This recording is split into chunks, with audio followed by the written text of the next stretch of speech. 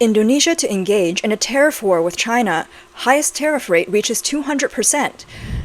On June 28th, Indonesian Trade Minister Zulkifli Hasan announced that Indonesia will impose safeguard tariffs of 100% to 200% on imported products ranging from footwear to ceramics, reinitiating plans to protect domestic industries.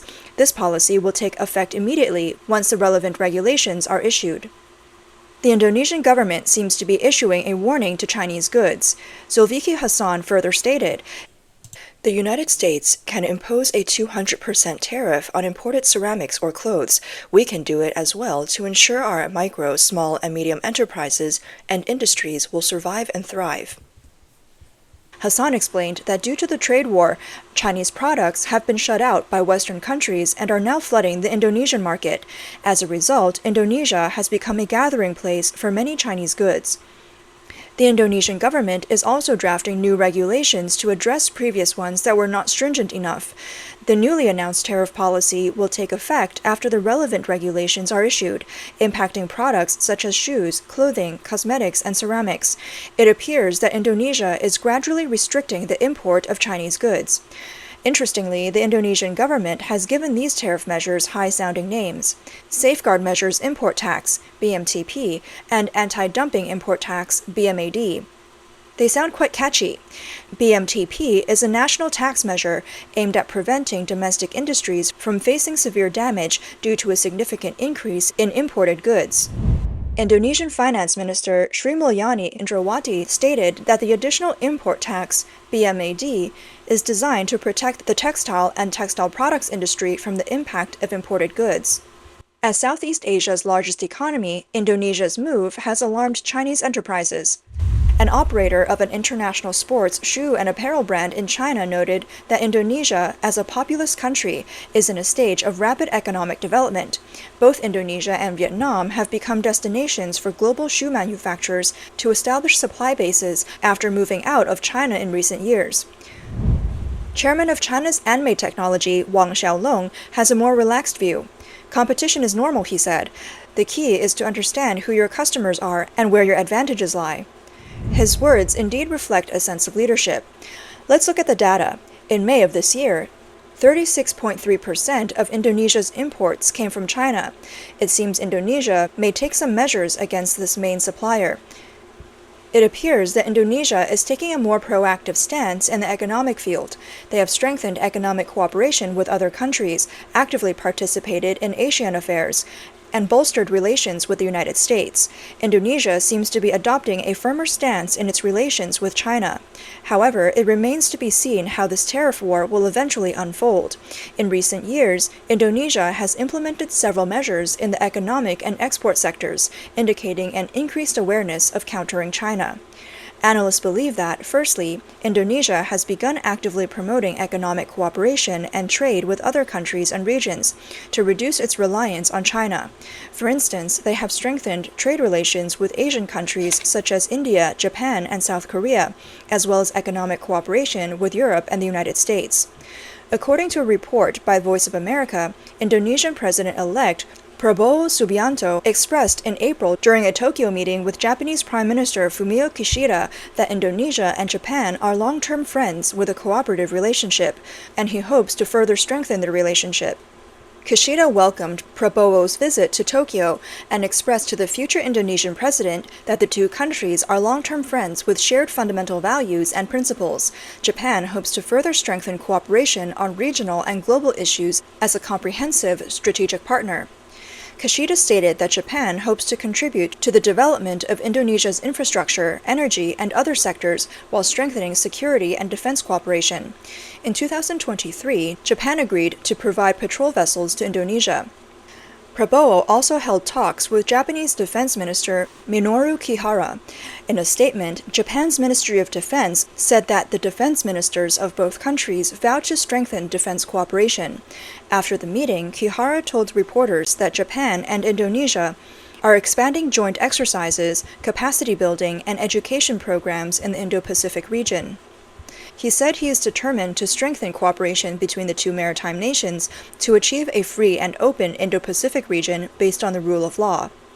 In December last year, Indonesian Foreign Prime Minister Retno Marsudi stated that Indonesia and Japan had agreed to remove more trade barriers. Previously, the two countries concluded negotiations on improving the bilateral economic agreement protocol. In a statement, Retno said that Japan would allow more Indonesian products to enter Japan, including removing tariffs on processed fishery goods. The two countries will also improve relations in the banking sector. She added that both sides hope the revised Indonesia-Japan Economic Partnership Agreement, IJEPA, can be implemented by the first quarter of 2024, although the agreement still needs to be formally signed and ratified by their respective parliaments after legal review.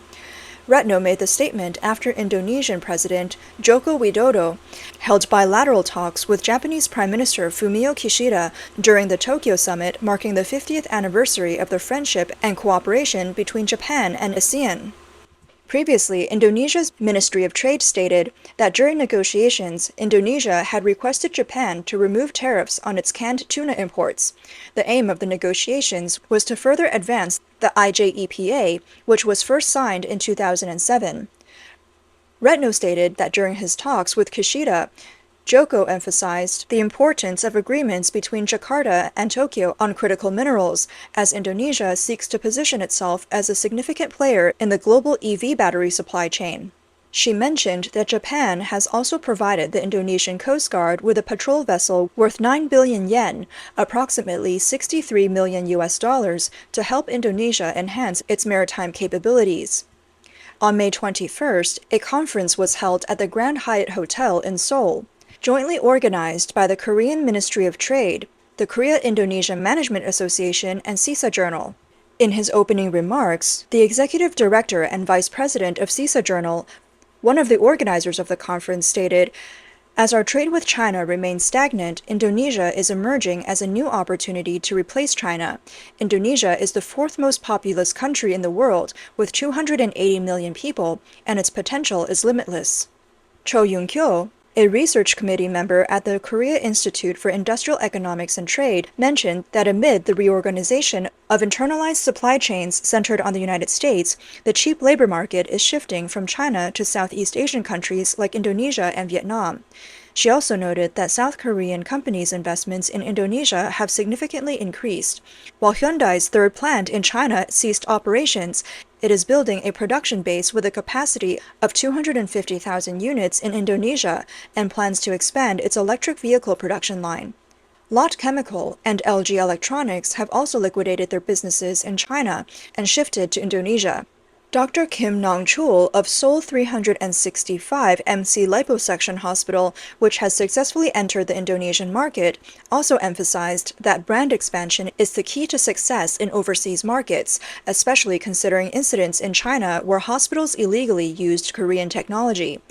Dr. Kim said that in September 2023, the sales of the first 365 MC store in Indonesia increased 12 times 7 months after its establishment, and the opening ceremony for the second store is planned for May 23, 2024, with a listing on the Indonesian stock market expected in 2026.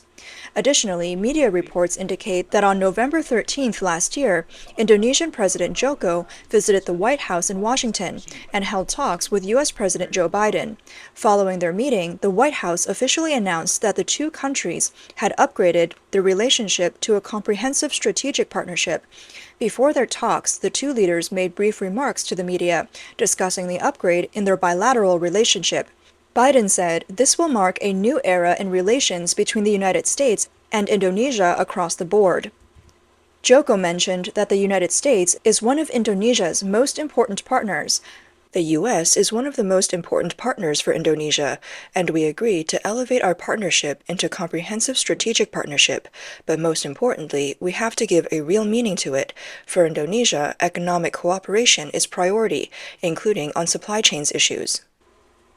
In addition to upgrading their bilateral relationship, the two sides also announced cooperation in several areas, including critical minerals, the semiconductor supply chain, and climate issues.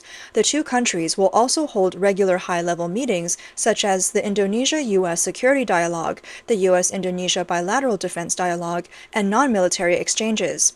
Moreover, on April 30th, Microsoft CEO Satya Nadella announced that Microsoft would invest 1.7 billion US dollars in Indonesia over the next 4 years to develop cloud services and artificial intelligence, including building data centers. Indonesian Minister of Communication and Information Budi Ari Setiadi stated that Nadella met with the outgoing President Joko Widodo and the current cabinet ministers earlier on April 30th to discuss joint AI research and talent development. The minister mentioned that Widodo suggested Microsoft consider locating its data center in the resort destination of Bali or in the new capital city of Nusantara, currently under construction in the jungles of Borneo.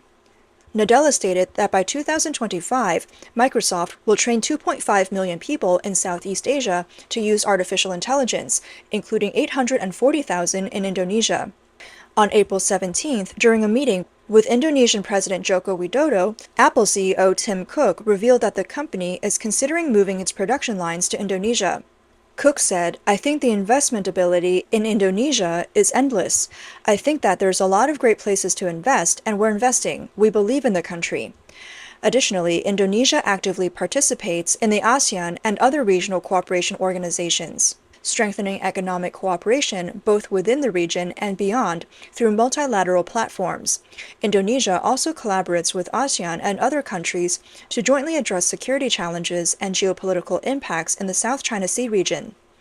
According to a June 23rd report by CNBC, Ko Yi Lim, co-founder and managing partner of Southeast Asia venture capital firm Monks Hill Ventures, said that as foreign and Chinese companies diversify their supply chains and businesses, Southeast Asia stands to benefit significantly from the China Plus One strategy.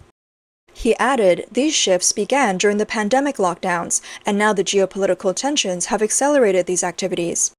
The China Plus One strategy aims to diversify manufacturing operations, with foreign and Chinese companies moving part of their production to other countries to reduce risks associated with complete reliance on the Chinese market or supply chain.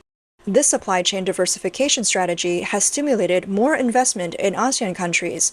According to a report by OCBC Bank economists in May, direct foreign investment, FDI, into ASEAN economies including Indonesia, Malaysia, the Philippines, Thailand, Singapore, and Vietnam has increased to 236 billion US dollars in 2023, compared to an annual average of $1 billion from 2020 to 2022, with inflows mainly from the United States, Japan, the European Union, as well as mainland China and Hong Kong.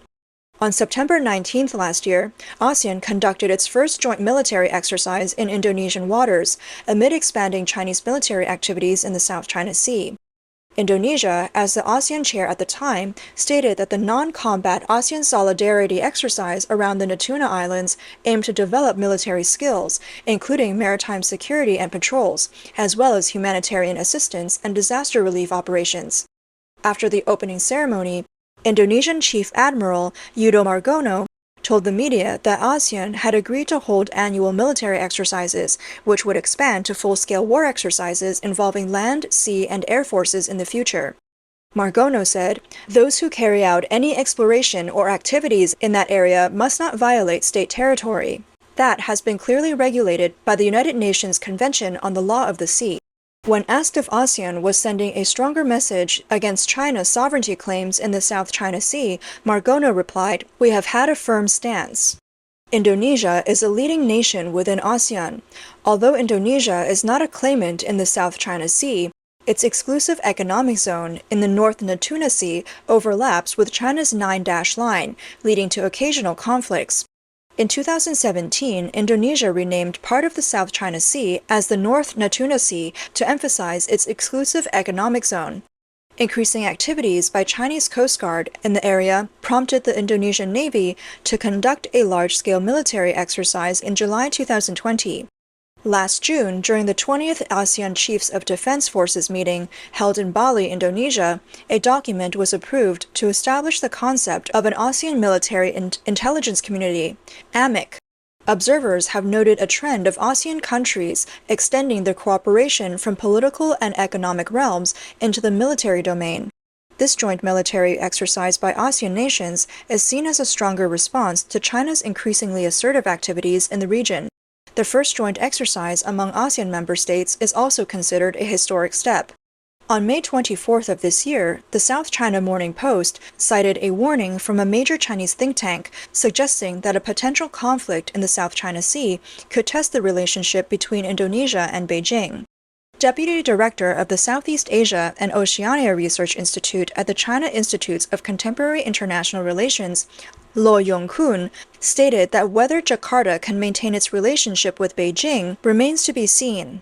Although Indonesia is not one of the main claimants in the South China Sea dispute, Jakarta and Beijing face maritime boundary disputes. Luo believes that if a conflict were to erupt in the South China Sea under the current circumstances, the relationship between China and Indonesia, as well as China-ASEAN relations and interests, and the regional order with ASEAN at its core, would face severe tests, potentially triggering changes in the regional geopolitical landscape.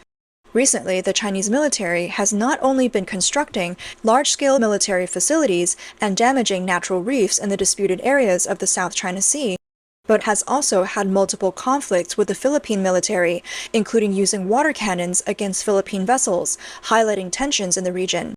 In the latest incident, China deployed a large number of vessels, including Coast Guard ships, attempting to block a civilian protest flotilla from the Philippines, further escalating the situation.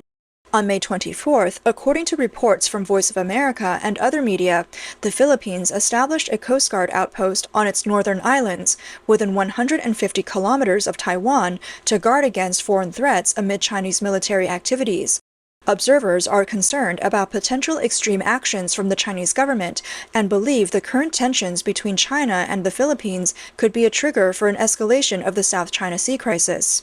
To counter the Chinese threat, the United States and the Philippines signed an agreement granting the U.S. military access to 9 bases in the Philippines. In the Philippines noted that compared to Beijing, the Philippines' military forces are much smaller. The presence of the U.S. troops would provide protection regardless of the circumstance.